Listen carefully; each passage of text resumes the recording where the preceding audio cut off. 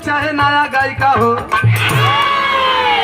गायिका अभी गाड़ी में बाड़ी सजत सवरत तारी मेकअपो तो चढ़ी एक हाथ ऊपर ले। तू तो देखू लेहला भाई, हम तो दर्शनो ना भलो रोज देखते ना हो भैया।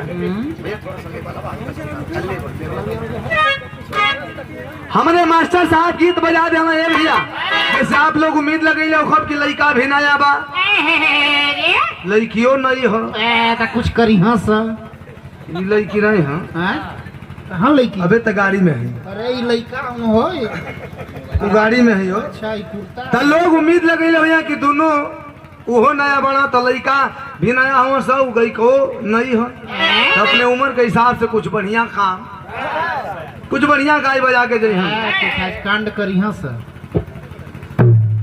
तो हमनी कभी कोशिश होला कि आप लोगों का हर उम्मीद पर खरा उतर जाए। हमारे मास्टर साहब गीत बजा दे हम ए भैया। लॉकडाउन जवन छपन कोरोना का महामारी से बच्चे खातिर लागल 2 साल, जवना में पहिल का इतना तगड़ा रहल, इतना तगड़ा रहल कि फालतू घूमल छोड़ दा, कोई जरूरी काम से भी अगर बहरी निकल जाए बर बाजार करे बिना पान खैले न आवे, तो जौले सिपाही जी लोगन को 2 डंडा न लगे दिन सफल ना बीते।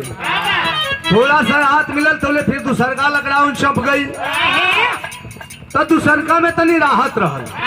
अब जरूरी वाला काम काज आदमी तनी कइल, जैसे में शादी ब्याह, ज्यादा अधिकांश गायक गायिका का मैंने सबसे बेसी, हाँ सबसे बेसी वही में सुतार बैठ गल भाई तोहनो लोग का। अच्छा ये कहता हूँ भाई, हमनियो कहली है कि पहला लहर दूसरा लहर अब सुने में आवता कि तीसरो लहर आई, अतौले देखा थे तब खूब धूमधाम का चक्कर में उमरिए बीत जाए, तो काहे ना पार हो जाए। पंचायत कैले से घर बचल हमन का भाई। हमारे मास्टर साहब गीत बजावत हम वही सावन का महीना जब दूसर का लॉकडाउन में आयल, वही सावन का महीना में प्रेमी एक थे अपने प्रेमिका के फोन लगल, कलश हेलो बोलो, प्रेमिका कलश के हेलो कलश के, अरे बाप रे बाप हेलो कहतरू, ये कितना तड़प तड़प के हम जियत हनी, तो के का पता बा, जल्दी से आवाज मिले को मन करता, मन मानत नहीं। प्रेमिका कलश की इम्पॉसिबल, मतलब असंभव, ये हो नहीं सकता। प्रेमिका कलश की इम्पॉसिबल को पॉसिबल बनाना हमारा काम है, असंभव को संभव करना हमारा काम है। मेरी एक बात सुन लो, कहे